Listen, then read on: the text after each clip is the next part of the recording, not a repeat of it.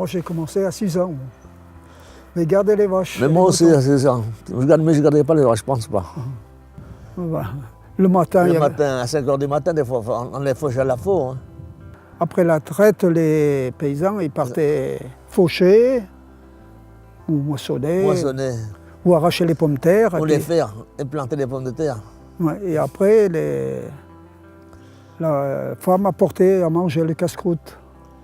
Elle ne fauchait pas, mais enfin. Mais surtout, elle gardait les bêtes aussi, parce qu'il n'y avait pas de clôture. Oui. C'était les femmes qui gardaient les bêtes.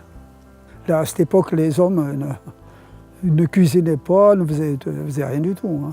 Les femmes allaient laver à la Loire leur linge.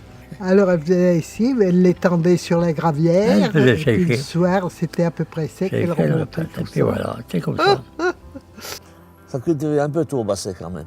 On avait des bons terrains. Ouais. À Basset, il y avait beaucoup de seigle, de froment. C'est le blé, le froment, on l'appelait. Et puis des pommes de terre, de l'avoine, de l'orge. Des betteraves. Hein? Des betteraves. Les pommes de terre. Les pommes de terre. Chaque ferme cultivait pour ça, voilà. Pour son bois personnel. Pour nourrir ses bêtes l'hiver. Faucher à la main, moissonner à la faucille, tout à la main. Oui, tourner le foin à la main, les gerbes, on moissonnait tout à la main. Et après, on rentrait les gerbes dans la grange. Et l'hiver, on battait au fléau. On travaillait avec 4 vaches, 2 paires de vaches. Oui. Oui, souvent. Hein. Souvent, il fallait mettre 2 paires de vaches parce que la charrue, ça tirait. Hein. La charrue, après, c'était le Brabant. Oui. Et après, ça a été le tracteur. Oui. Et il y a l'évolution. Les moutons, il fallait traverser la Garenne avec le bateau.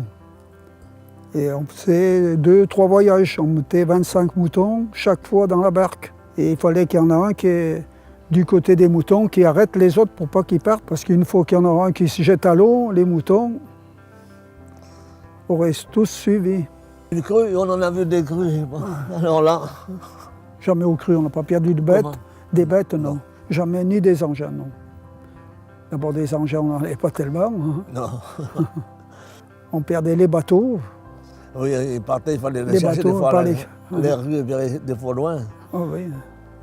On en a récupéré un une fois au REC. En 1943, on avait fait des betteraves, là, du côté de Basset. Et on faisait des silos, on mettait les betteraves pour tout l'hiver, pour donner aux bêtes.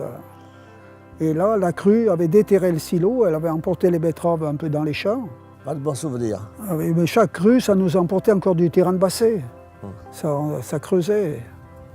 Basset avait tout du bon terrain, c'était de la Garenne, c'était tout du bon terrain.